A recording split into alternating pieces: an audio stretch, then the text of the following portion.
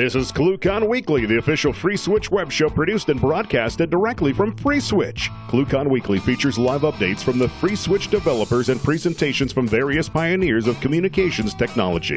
ClueCon Weekly is brought to you by Free Switch Solutions, the official consulting firm of the Free Switch open source project. Get help from the experts. Visit freeswitch.com. ClueCon, the premier technology conference for telecom, WebRTC, IoT, and all things maker. ClueCon is held every year in Chicago, Illinois, and offers an all-day hackathon and 4 days of technology-rich presentations from developers around the world. Learn more at ClueCon.com or call 877-748-CLUE. All right, guys, welcome to ClueCon Weekly. Today is the 12th of July, 2017, and this is our 100th episode of ClueCon Weekly. So we're going to be talking today about some early on things, some changes that we've made, and some things that even go back a little bit further than that, because before we did the video podcast here, we did this as an audio-only call. So we're going to have some of our previous guests joining us today. We're going to talk about a whole bunch of fun stuff and talk about where we're headed from here. So you guys stand by for that. Now let's go over to Miss Kathleen King for the news.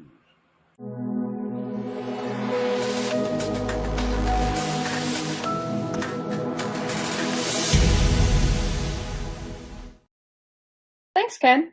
Well, first, in Free Switch news, we're working hard to bring you another awesome release, version 1.6.19, so keep your eyes peeled for that announcement. That'll be coming out real soon.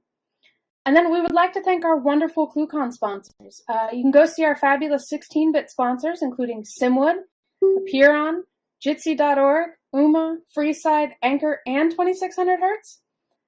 You can go to ClueCon.com tab that says sponsors to check those out and see who all is helping us to put on an awesome conference. And just a reminder, the exclusive ClueCon hotel pricing ends July 17th. That is this coming Monday. So if you haven't booked your hotel room for ClueCon, you need to do that ASAP. And remember, we have 2 great trainings to choose from this year, so you can find out who will be teaching and sign up for this fantastic opportunity at ClueCon.com on the trainings tab. You can register for either the OpenSIPs training taught by the OpenSIPs guys, or you can register for Free Switch training taught by our very own Brian West with some help from some community members. So go sign up for those. And if you would like to sponsor ClueCon 2017, please feel free to contact us at marketing@ClueCon.com. And that's it for me, Ken. All right, cool. Thank you very much, Kathleen. So I'm going to kind of change the layout here. So we can get as many people as possible on the screen. Let's see how many we can get. I have a nice semi-full screen anyway. We got somebody hiding off video there. But when we first started doing this thing, we started out doing this audio only, I think, I don't know how many years. This actually started way back when we were doing this on Asterisk. And the 888 used to be on my box in my closet here at my house. So we kind of transitioned it. That was how I met you guys. Uh-huh. Years ago, we all started hanging out on 888. And me, Brian, Jared, a whole bunch of other people. And it's kind of changed over the years. And then we went from just a general, hey, let's just go hang out on this bridge and chat all the time, to let's actually have some topics and stuff every week. So we probably about 10 years ago, we started doing a weekly call. Pretty much always on Wednesday at noon Central Time, so we can cover most of North America there. And it was audio only, and it started out with a whole bunch of other fun stuff. And then as things continued on, in the past few years, Anthony with the Free Switch team has added new features in, like video, like we have here. And then if we watch Kathleen down there, we started getting stuff like chroma, so we can do cool backgrounds like this, and we can actually make it look like, instead of me just sitting in front of a green background here, I can actually go to the office if I enter the right command here, and it looks like we're sitting in the office. And so we've had all these features come in through over the years, plus the ability to change the screen layouts and have all kinds of fun with what's going on here. So In honor of our 100th anniversary, our 100th episode anniversary. Well, we're not that old, but we're gonna look at some of these things a little more in depth and talk with some of the guys that have been here in the past. So I want to send a welcome out to Chris Rienzo. He's joining us today. Chris, how you doing?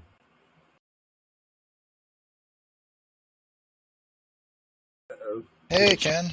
Doing all right. Sorry, I was muted. No, that's okay. It happens to all of us. So I think some of the first times you talked on here was not with video, but was actually on the audio only version, right? Yeah, that was long ago. I can't even remember when you guys switched to video. It's been a few years. I mean, you guys had that for a while. You even had that kind of weird, funky MCU setup, that separate box that we would get into. Oh, yeah, I forgot about that. Was it the Me Do's thing that we set up? Yeah. I don't remember what that was. Yeah, that was a Java-based SIP MCU that we set up off to the side. That I guess that was about 3 or 4 years ago now, and then now we added it in. And you've joined us a few times to talk about some of the things that you work on in FreeSwitch. Which you want to give everybody a hint to some of the things that you've committed to in the past? Yeah. Well, long ago, I think the first thing I did was updated the MRCP module, just because my employer used that a lot back in the day. Fortunately, we don't really have to use those things anymore because it's a really crap protocol. Did the HTTP cache. Did some stuff with what was that? Mod Rio, when we were working with the adhesion guys for a while.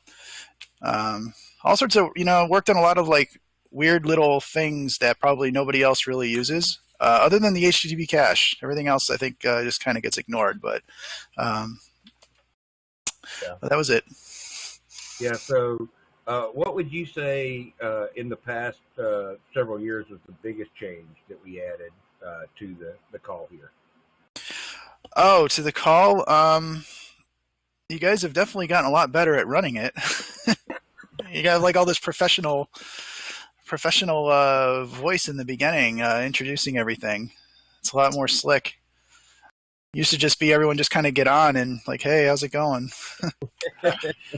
Yeah, it's definitely evolved over the years, and with the video, I think we've been able to do some more cool stuff. So yeah, that's pretty cool. So hey, thanks, Chris. Next, I'm going to go over to Mark Crane. Mark, how you doing today? He's muted. Yep, he is muted. Unmute.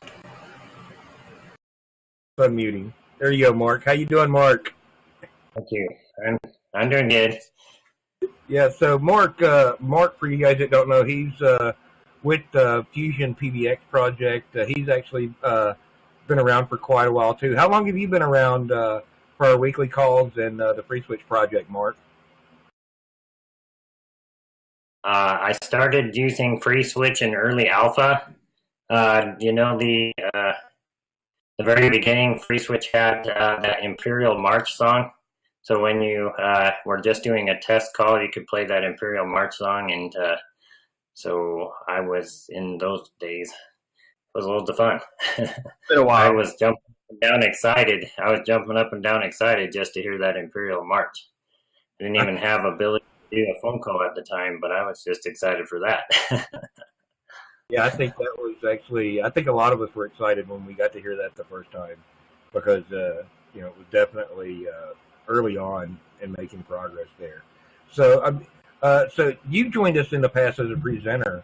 And I think, what do you think some of the biggest changes or improvements that we made over the past, let's say, 100 episodes or so?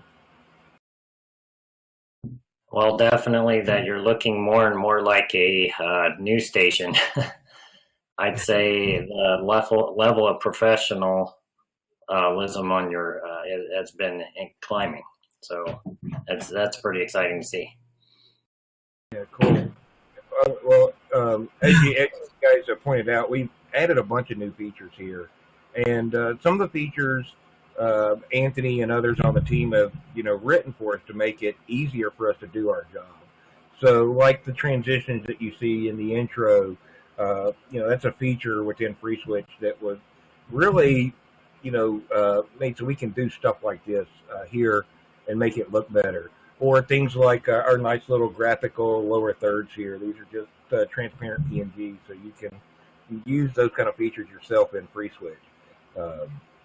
And even if you don't want to go through and generate, graphic images for what's going on, we've got all the automatic lower thirds that a lot of other people like Chris and Josh Young have on the bottom of their screen. So I think we're gonna continue probably adding some of these things and hopefully get better at it. And we get better and better on doing this on a regular basis. Myself, I like to talk a lot, so it's kind of easy for me, but I'm going to put Kathleen on the spot for a minute. Kathleen is a little camera shy down there, but she does a great job every week of making sure we're covered with what's going on, and also behind the scenes helping with scheduling all our guests and getting all the good guests on here. So I couldn't do this. The rest of us couldn't do this without the work that she puts in on that. So Kathleen, how are you doing? I'm going to get you back in here. Oh, thanks, Ken. I'm doing well. It's fun. It's been a lot of fun actually doing this because you get to see kind of how it's changed. And I remember the very first video call, which we have on YouTube somewhere, where we were all testing and playing with it. And I remember setting up the webcam to make sure that I could do the video. And so it's been a lot of fun. And now I've got like a green screen and lights and things. So. Yeah. So, what do you think? What do you think, from your perspective, one of the biggest changes has been in the past? I guess in the past 2 years.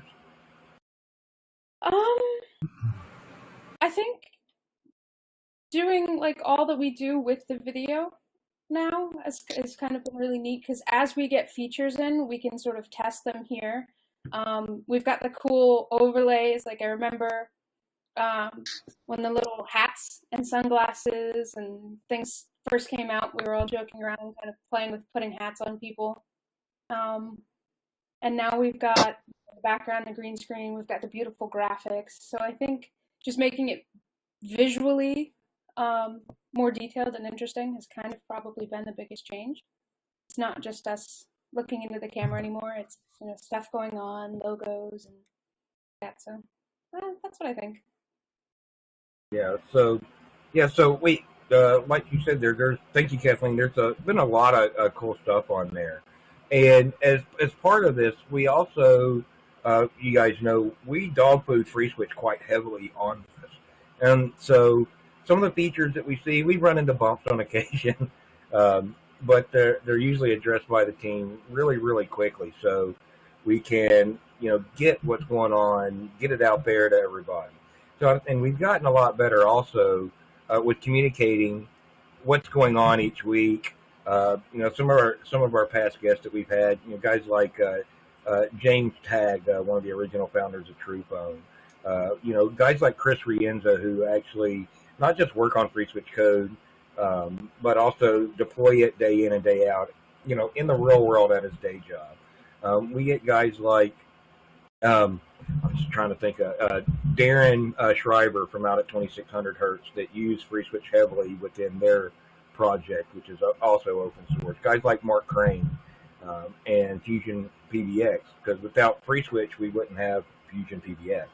So there's a lot of stuff like that, and we see some of these features come in, and then some of these other features we add in just because that's what we're doing, and we have these needs for it. So I think we've also will have some really cool features in here that we've added, not just for ClueCon Weekly, but for ClueCon itself. And some of those features that we use there were added for various other reasons. So one of the ones that we don't really use here is the split screen or multi-canvas conferencing. So I hope to find a good excuse to use that on ClueCon Weekly at some point. But that's really cool because you can have two heads and you can have your people on one side, and then we can have a complete separate screen for like the presentation.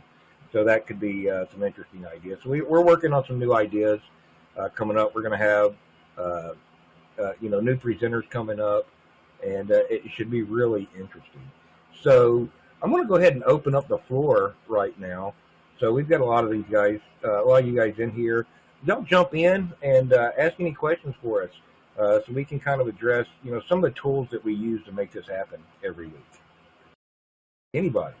Well, I'd actually like to jump in really quickly and point out that we are also mobile. If anyone has been watching Giovanni's video over there in the corner, that's kind of exciting that not only are we, here with everybody and sitting at their desks, but we've also got members that can kind of wander around and use their phone. So that's kind of cool. And it's neat that that's something we can do now. Yeah. So, not just with what he's doing there mobile, but we also, it's not just WebRTC that we're supporting here. We're also supporting, SIP callers. So I'm going to guess Michael Graves down there in the bottom. Wave at us, Michael. He's using Bria Desktop, and that's going to be a SIP application on his desktop from the guys over at Bria.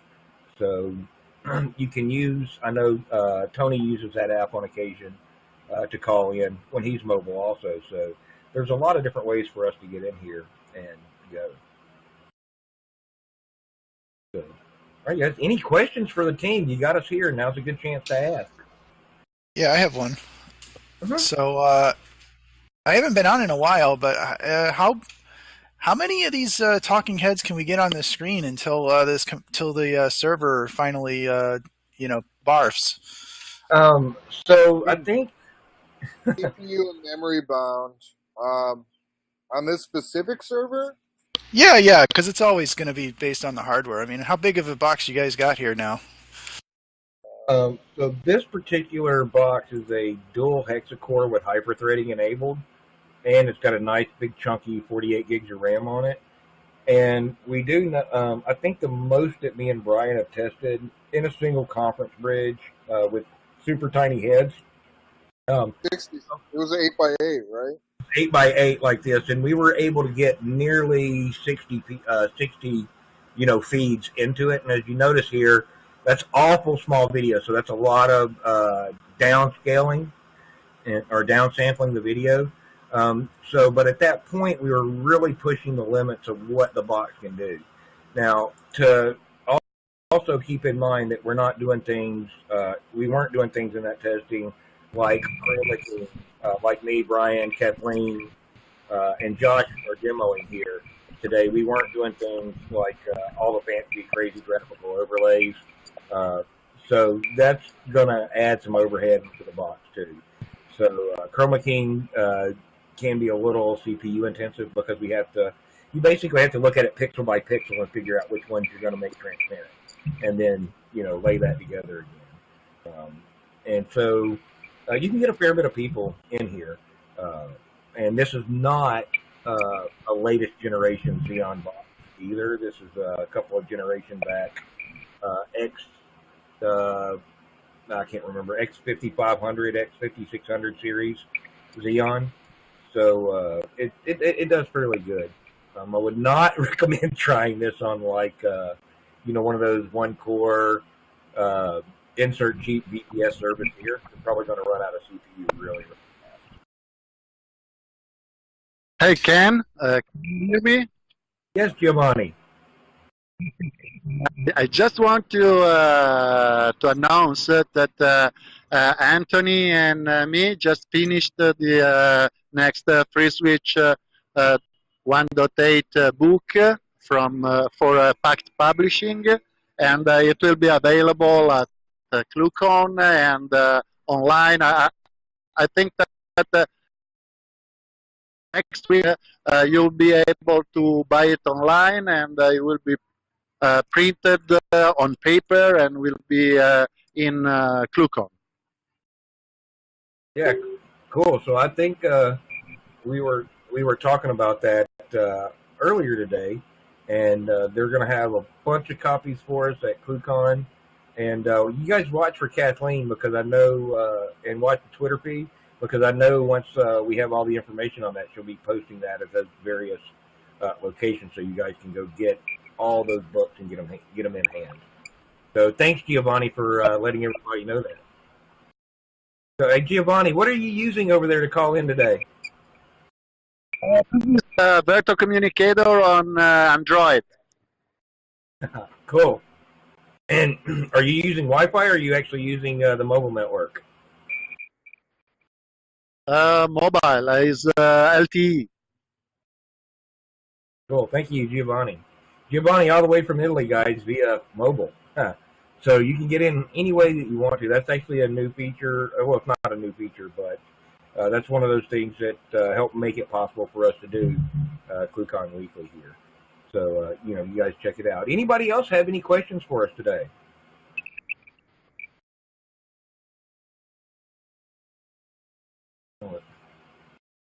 All right, guys. So if you want to play with this technology that we're using here today, you guys can go download it and load it up too.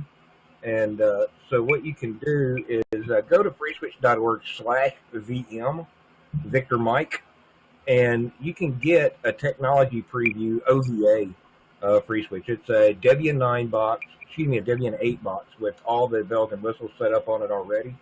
Verto Communicator. There's also installation instructions on getting the OVA spun up where you can actually use it. And then that's got Verto Communicator, that's got FreeSwitch installed on it, and it's got most of the bells and whistles that we use here already built into it. And of course, you can always, with some simple scripts that are on it, update it to the latest release version of FreeSwitch, so you're playing with the latest code, even if it doesn't have the latest code already on it already. So you guys go check that out. Right. And Is the also, Ken, is that mobile app, is that available, or is that just is that your own secret sauce there? the mobile app that Giovanni is using? Yeah, that stuff that you guys have. Do you guys have a demo of something like that? No, actually, he's just using probably Chrome on Android there. Oh, and straight through the web. Okay. Using straight Verto Communicator. That Verto Communicator does work on Android. It doesn't quite work on iOS yet. We're still waiting on Apple to actually, release iOS 11, and then so we'll probably see some updates there to make it work. Hopefully, they'll get iOS 11 or the next version of iOS will have all that stuff in it, so we can really get it working there. There's probably some other ways to do WebRTC on iOS, but I haven't gotten them working yet. That answer your question, Chris? Yeah, that's great. All right, cool. So actually, I'm going to drag Michael Graves in here. You got a second, Michael? Uh-oh, you're muted. Let's see here. Let's unmute you. There you go. There are 3 possible mutes, and I think I only have control of 2 of them when I'm connected via Bria. Hello, everybody. How are you doing today, Mr. Graves? I'm not bad. This is my first attempt to use Bria 5 to connect to FreeSwitch. This is a brand new release of this SIP client. Normally, I would connect using a browser, but hey, live dangerously, right? I think we live dangerously every week when we do this because we're running, latest code. So don't feel bad. I do have a couple questions for you about video processing. And for example, is it all CPU code, or is there any attempt to use the GPU? No, this in the video processing in FreeSwitch is all CPU code. It uses just standard off-the-shelf libraries for processing both the codec and then the video handling inside of FreeSwitch for doing the MCU here. That's all mostly written in Python, and with Mike, myself, and Brian contributing on that at times, either with testing or bug fixing. But Tony wrote most of this, even the Chroma code. We found some libraries that did it and got to looking at them. It's like, oh, Tony looks at it and goes, oh, I don't need this library. I can do this, and just built it right in. So it's all pretty cool. We do the codec code in most of the video processing code is fairly highly optimized CPU code, so it's using a lot of assembly optimizations for different things. Not just the codec code, but even the parts of the chroma key, how we do the ARGB merging and all of that all that's highly optimized, takes advantage of new processor instruction sets, but it's not using GPU optimization in most cases. Some of the SSL stuff can, if it's supported. There's some OpenSSL stuff that I think natively will fall back to some GPU operations.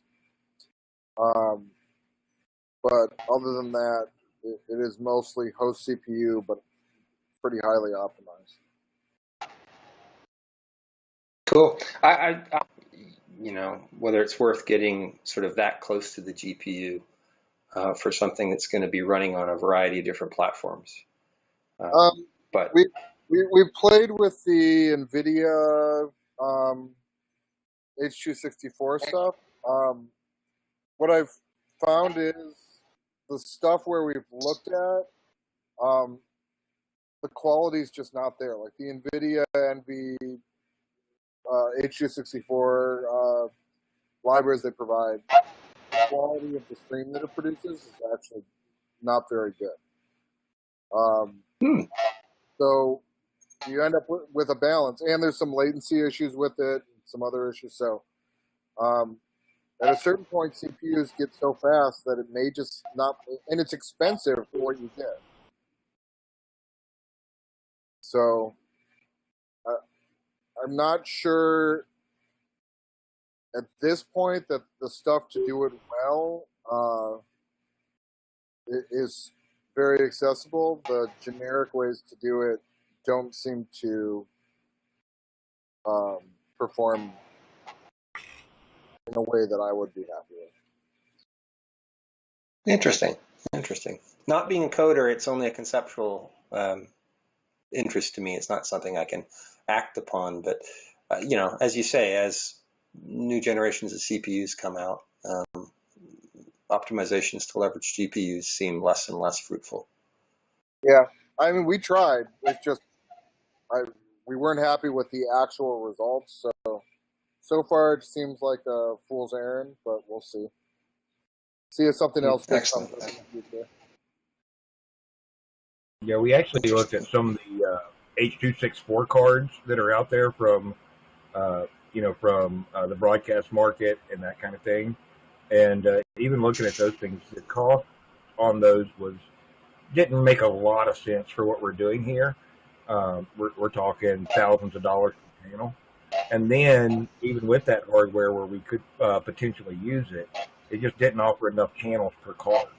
I mean, they literally limit it to like 1 to 4 channels per card, and then they want several $1,000s per card for a single channel card. So it's like, doesn't really make a lot of sense to try to implement that. Yeah, you're much better. You're much better off than to just go to more CPUs or whatnot. It's when you have some constraint that I have to have one box and have to be able to do the maximum thing.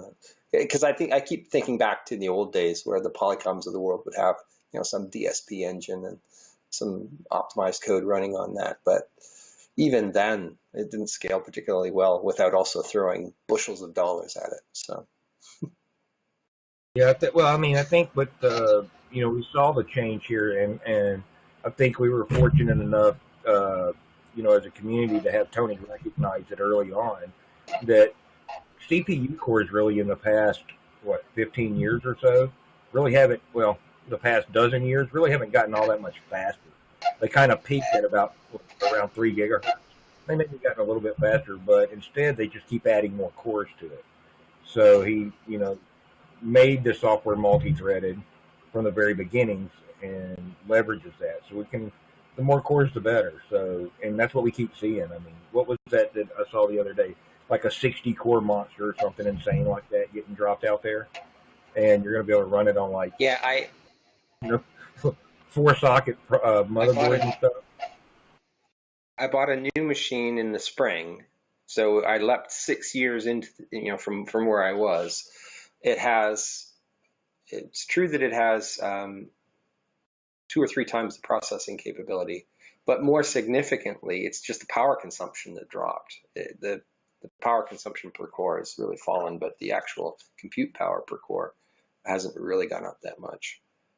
Right. Yeah, they just keep giving us On the more other hand, the cores. ability to get lots of cores, that's new, right? That's very new. Yeah. But so you never know what they're going to do. So I mean, it looks like they're just going to keep adding more cores too. So with Intel, and then you have AMD still fighting that war. So and the processors just keep getting cheaper. I mean, you can't even get an iPhone or an Android device now that doesn't have a 2 or a 4-core processor in it. So I think we'll keep seeing more of that. They're just making them more efficient. So with the video processing, audio processing, I think what do you do? It gets you getting cheaper. So use the hardware. But yeah. So yeah, go ahead. Any other questions, Michael? No, that's me. I'm pleased to see this is working, and I will report back to the Counterpath folks that it's working reasonably well. Not much to say other than that. Yeah. So I got a question for you, real quick. Will we see you at ClueCon? Hotels booked, registered. Gonna book my flights this week, and so I will be. Sort of. I'll try to be your right-hand man. That's my gig. Yeah. So and also.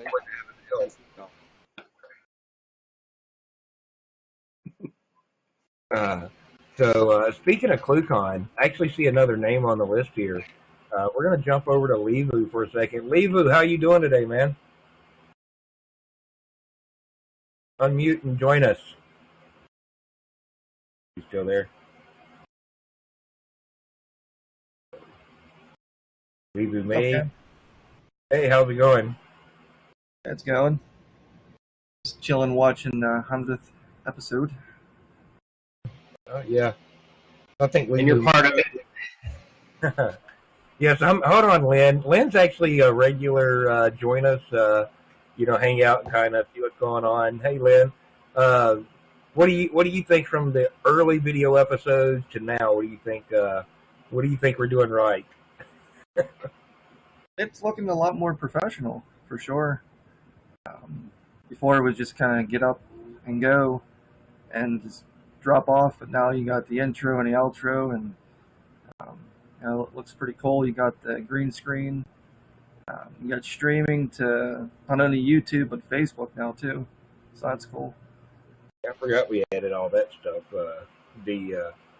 I think we'll probably be seeing some changes on that before long too. So plus, when we do this, we actually kick it out live. Plus, we actually record locally. So there's actually 2 recordings happening concurrently on the box of this thing. So we have archive and backup and case stuff. So that should be that's kind of cool that we can do that and go from there. But Levu, if you got a second, unmute yourself and let us know that you're there. And because I'm trying to get Levu in here, I think he may have to step away. But Levu's from the OpenSIP project, and for you guys that are familiar with OpenSIP, you don't miss your chance now. They're going to be in Chicago doing training at ClueCon. So you can go to ClueCon.com, get your ClueCon tickets, and look for the little training box there. They're one of the available options there. So you guys can go get that and get it in there. All right, guys. Any other questions for today?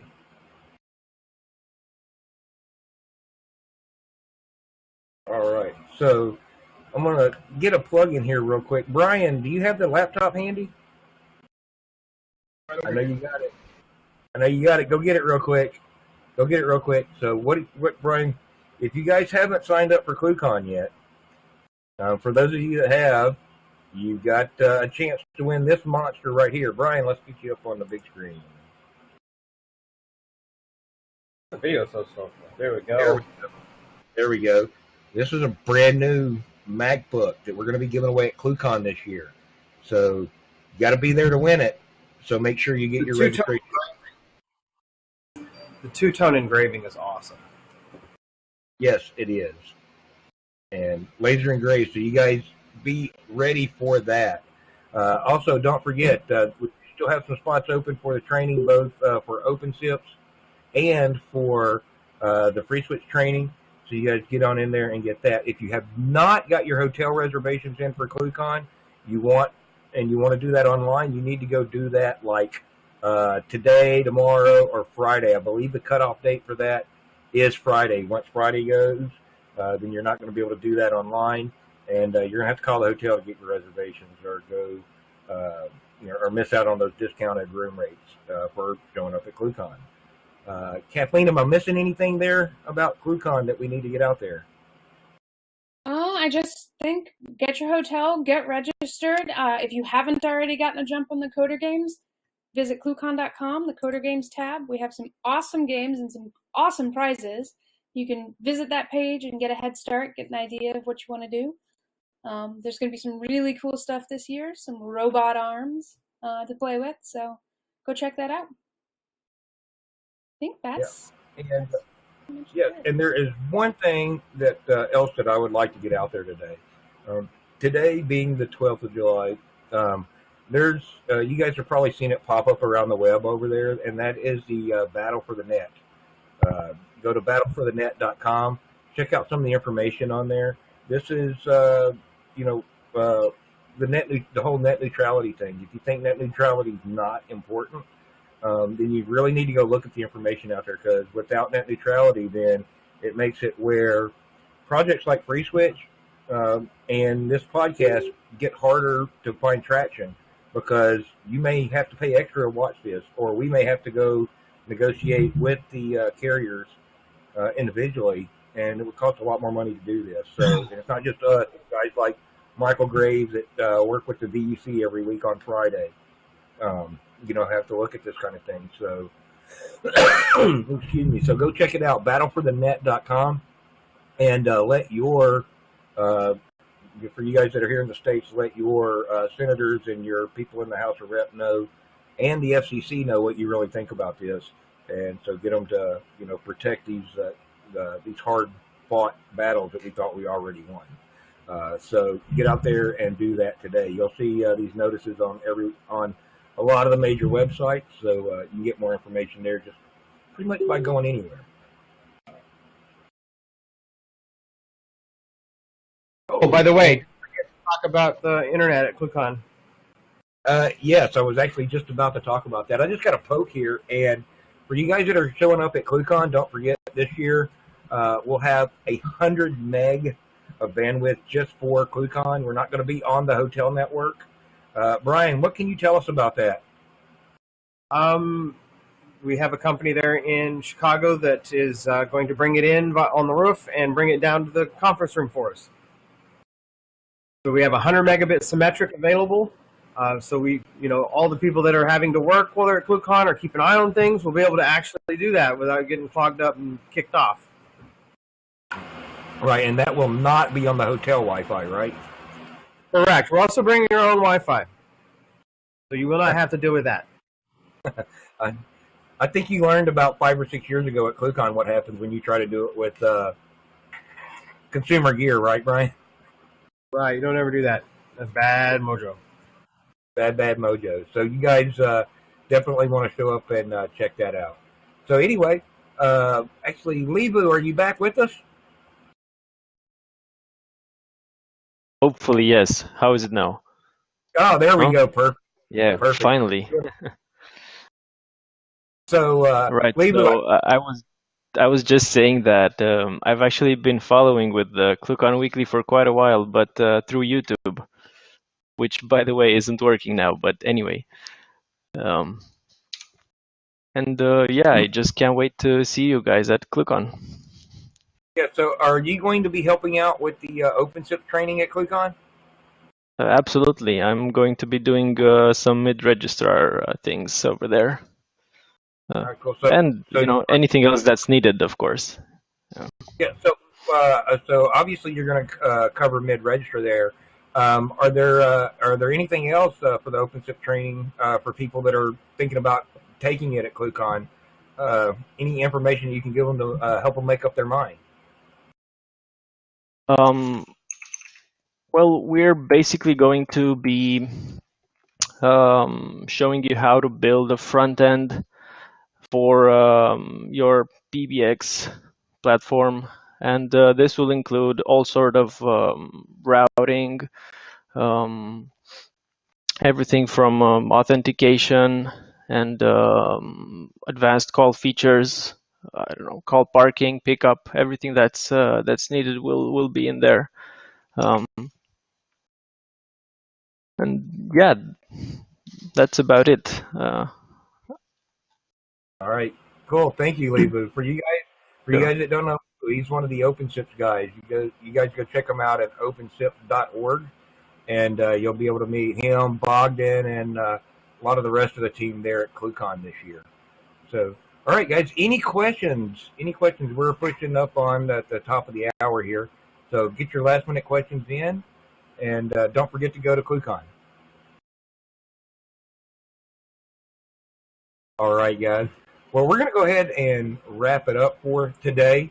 So thanks for coming in and joining us. This is it's been fun over the past couple of years. We've got with the rest of the crew doing ClueCon Weekly. We're going to have a bunch of new guests. Kathleen's working on the schedule, so you guys watch for that coming up in the next several weeks. ClueCon's a month away, so we'll be skipping that week for ClueCon Weekly, but you guys can come hang out with us at ClueCon. Go to ClueCon.com to find out more ticket information. That'll be the 7th through the 11th of August with the training there on that Friday following ClueCon.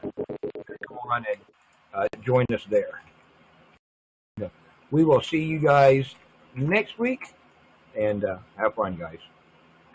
You've been watching ClueCon Weekly. Tune in every Wednesday at 1 p.m. Eastern Time, or visit us online. Please follow the FreeSwitch team on Twitter and Facebook by visiting our site at freeswitch.org.